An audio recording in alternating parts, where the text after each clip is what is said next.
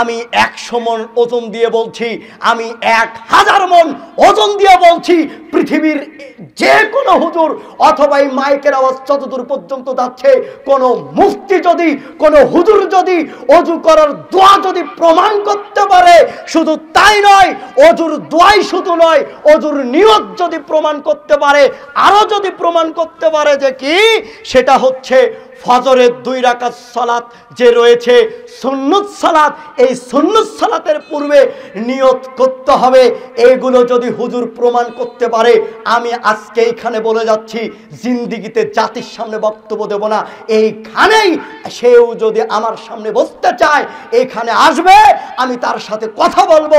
আমি যদি তার কথাগুলোকে মিথ্যা প্রমাণ না করতে পারি, তাহলে আমি ওমর ফারুক বিন সাইফুল্লাহ আপনাদের সামনে দাঁড়িয়ে কান ধরে ওঠবোস করে যাব। হুজুরকে ঘোলাটে বলেছেন, মৌলানা সাহেবদেরকে বলেছেন ভ্রান্ত হুজুর বের হবে, ভ্রান্ত মুফতি। আপনি এখন কিভাবে এটা নির্ণয় করবেন যে এই হুজুর ভ্রান্ত? হুজুর বের হবে ভ্রান্ত হুজুর, আর হুজুর দিয়েই জাহান্নাম উদ্বোধন করা হবে, হুজুর দিয়েই। আমাদের মতো জুব্বাওয়ালা, টুপিওয়ালা, দাড়িওয়ালা এই সমস্ত লোকদেরকে দিয়েই জাহান্নাম উদ্বোধন করা হবে, আর কাকু দিয়ে না। আগে হুজুর দিয়ে জাহান্নাম উদ্বোধন হবে।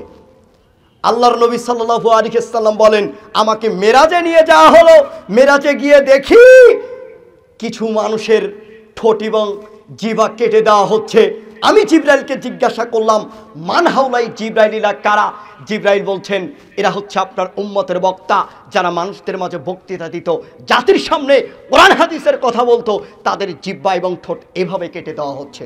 বলেন, হুজুর যদি কোরআন এবং সহিহ হাদিসের কথা বলে, তারপরেও কেন হুজুরের জিহ্বা এবং ঠোঁট কেটে দেওয়া হচ্ছে বলেন? তার মানে হুজুর যখন বক্তব্য দেওয়ার জন্য ওঠে, তখন কোরআন এবং হাদিসের কথা বলে না। হুজুর হাদিসের কথা যখনই বলতে যায়, তখন হুজুর যেটা আগ থেকে পালন করে আসছে, আগ থেকে করে আসছে, যা ভুল সেটাই জাতির সামনে বলছে। হুজুর নিজেকে টিকে রাখার জন্য, নিজের মাযহাবকে টিকে রাখার জন্য হুজুর ওই কথাগুলি আপনাদের মাঝে বলছে। আল্লাহ নবী বলছেন, আমাকে মেরাজে নিয়ে যাওয়া হলো, মেরাজে গিয়ে দেখি কিছু মানুষের মাথা ফেটে দেওয়া হচ্ছে। আমি সেখানে জিবরাইলকে জিজ্ঞাসা করলাম, জিবরাইল এরা কারা? তখন তিনি বলছেন, এরা হচ্ছে আপনার উম্মতের বক্তা। পৃথিবীর কোনো পাপীর এভাবে মাথা ফেটে দেওয়া হবে না, পৃথিবীর কোনো পাপীর জিহ্বা এবং ঠোঁট কেটে নেওয়া হবে না, শুধুমাত্র হুজুর ছাড়া। তাহলে দেখেছেন হুজুর কত মারাত্মক। আল্লাহর নবী বলছেন, হুজুর দিয়েই তো জাহান্নাম উদ্বোধন হবে, এদের জিহ্বা এবং ঠোঁট কেটে নেওয়া হবে, এদের মাথা ফেটে দেওয়া হবে। আমি সেখানে দেখলাম এইভাবে তাদের জিহ্বা এবং ঠোঁট কেটে নেওয়া হচ্ছে, আমি দেখলাম তাদের মাথা ফেটে দেওয়া হচ্ছে। আমি আশ্চর্য হয়ে গেলাম, আশ্চর্য হয়ে জিবরাইলকে জিজ্ঞাসা করলাম, আহারে এই কেমন পাপ, যে পাপের কারণে তাদের জিহ্বা এবং ঠোঁট কেটে নেওয়া হচ্ছে, যে পাপের কারণে তাদের মাথা ফেটে দেওয়া হচ্ছে। আমি আপনাকে কি দিয়ে বোঝাই? হুজুর দিয়েই যে জাহান্নাম উদ্বোধন হবে, হুজুরে জাহান্নামে যাবে, হুজুরের জিহ্বা ঠোঁট কেটে নেওয়া হবে, হুজুরের মাথা ফাটা হবে। পৃথিবীর কোনো পাপীর মাথা ফেটে দেওয়া হবে না, পৃথিবীর কোনো পাপীর ঠোঁট এবং জিহ্বা কাটা হবে না, শুধুমাত্র হুজুর ছাড়া। এর কারণ হুজুর আপনাকে বিদআত করতে নিষেধ করেছে, কিন্তু হুজুর দিনরাত 24 ঘন্টা হুজুর বিদআত করে। আপনার হুজুর যখন মসজিদের মেম্বারে ওঠে, নাসাই শরীফের 1578 নম্বর হাদিস বলে, অশাররুল উমুরি মুহদাসাতুহা ওয়াকুল্লু মুহদাসাতিন বিদআ ওয়াকুল্লু বিদআতিন দালালা ওয়াকুল্লু দালালাতিন ফিন্নার। হুজুর আপনাকে বিদআত করতে নিষেধ করে, কিন্তু হুজুর নিজেই বিদআত করে। হুজুর আপনাকে বিদআত করতে নিষেধ করলেও হুজুর নিজেই বিদআত করে। কেন হুজুর বিদআত করে? এই কারণেই হুজুর বিদআত করে, কারণ আপনাকে যখন আরবিটা বলে, এর আরবির অর্থ আপনি জানেন না। হুজুর আপনাকে ওই আরবি পড়ে বিদআত করতে নিষেধ করলো, কিন্তু হুজুর নামাজের পরেই সবাইকে নিয়ে আপনাকে মিলে হাত তুলে মোনাজাত করলো। হুজুর বিদআত নিষেধ করতে না করতেই নামাজের পরে আপনাদেরকে নিয়ে হাত তুলে মোনাজাত করলো, তখনই হুজুর ওই জায়গাতে বেদাত করলো, অথচ আপনাকে হুজুর নিষেধ করলো। হুজুরের এই কারণে জিহ্বা এবং ঠোঁট কেটে নেওয়া হবে। এই পৃথিবীতে অসংখ্য জাল হাদিস আছে, এই পৃথিবীর মুখে অসংখ্য দোয়া হুজুররা বানিয়েছে। পৃথিবীর এমন কোনো গ্রন্থ নেই যে গ্রন্থগুলিতে এই সমস্ত দোয়াগুলি আছে। আমাদের মতো জুব্বাওয়ালা, আমাদের মতো টুপিওয়ালা, আমাদের মতো এরকম টুটকা ফুটকা বক্তা, তারাই এগুলো দোয়া বানিয়েছে। যারা আপনাদের সমাজে সবচেয়ে বড় মুফতি, যারা আপনাদের সমাজে সবচেয়ে বড় মুহাদ্দিস, তারা এই সমস্ত হাদিস বানিয়েছে। আপনারা দেখুন, বগুড়া শহরে যাবেন, বড় মসজিদগুলো আপনারা দেখবেন, সেই অজুখানাতে ওখানে দেওয়া আছে অজু করার দোয়া। অজু করতে হবে, অজু করার পূর্বে এই দোয়া পড়তে হবে, তাছাড়া অজু পরিপূর্ণ হবে না।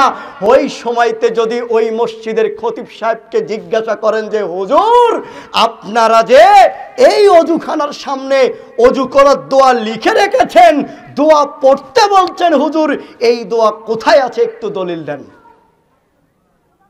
আপনার হুজুর এই দলিল দিতে পারবে না। আপনার হুজুর শুধু তাই নয়, আরো বলে যে শোনো, অজু করার নিয়ত রয়েছে, অজু করার নিয়ত করতে হবে, এইটা হুজুর বানিয়েছে। শুধু তাই নয়, অথচ স্পষ্ট তিরমিজির হাদিস, তিরমিজির 25 নম্বর হাদিস, অজু করার শুরুতে বলতে হবে বিসমিল্লাহ, অজু করার শুরুতে বলতে হবে বিসমিল্লাহ। কিন্তু হুজুর দোয়া বানিয়েছে বিসমিল্লাহি আলিউল আযীম, এই দোয়া পরে অজু করতে হবে। অথচ এই দোয়া পৃথিবীর কোনো হাদিস গ্রন্থে নেই, এইটা হুজুর বানিয়েছে, হুজুর মুহাম্মদ সাল্লাল্লাহু আলাইহি সাল্লামের নামে চালিয়ে দিয়েছে। তাই আমি আপনাদেরকে অনুরোধ করছি, হুজুররা যে এগুলো বানালো, হুজুররা যে এগুলো তৈরি করলো, হুজুরদেরকে এজন্যই তো সেই দিন বিচার, সেই দিন তাকে শাস্তি দেওয়া হবে। সেই দিন তাকে শাস্তি দেওয়া হবে মানে তার জিহ্বা এবং ঠোঁট কেটে নেওয়া হবে, তার মাথা ফেটে দেওয়া হবে। আমি আপনাকে কি দিয়ে বোঝাই? আমি 100 মণ ওজন দিয়ে বলছি, আমি 1000 মণ ওজন দিয়ে বলছি, পৃথিবীর যে কোনো হুজুর অথবা এই মাইকের আওয়াজ যতদূর পর্যন্ত যাচ্ছে, কোনো মুফতি যদি, কোনো হুজুর যদি অজু করার দোয়া যদি প্রমাণ করতে পারে, শুধু তাই নয়, অজুর দোয়াই শুধু নয়, অজুর নিয়ত যদি প্রমাণ করতে পারে, আরো যদি প্রমাণ করতে পারে যে কি, সেটা হচ্ছে ফজরের 2 রাকাত সালাত যে রয়েছে সুন্নত সালাত, এই সুন্নত সালাতের পূর্বে নিয়ত করতে হবে। এইগুলো যদি হুজুর প্রমাণ করতে পারে, আমি আজকে এইখানে বলে যাচ্ছি, জিন্দিগিতে জাতির সামনে বক্তব্য দেব না। এইখানেই সেও যদি আমার সামনে বসতে চায়, এখানে আসবে, আমি তার সাথে কথা বলবো। আমি যদি তার কথাগুলোকে মিথ্যা প্রমাণ না করতে পারি, তাহলে আমি ওমর ফারুক বিন সাইফুল্লাহ আপনাদের সামনে দাঁড়িয়ে কান ধরে ওঠবোস করে যাব। যেটা আপনার হুজুর বানিয়েছে, যেটা হুজুর আপনাদেরকে বলছে, যেটা হুজুর পালন করছে, সেটা একেবারে রাসূল বিরোধী, যেটা হুজুর যার মাধ্যমে রাসূলকে অপমান করছে। বিরক্ত হচ্ছেন? আমি কারো বিপক্ষে কথা এখানে বললাম? আমি আপনাদের মাঝে কিছু শেখাতে আসছি। অজু করার কোনো নিয়ত আছে? নাই।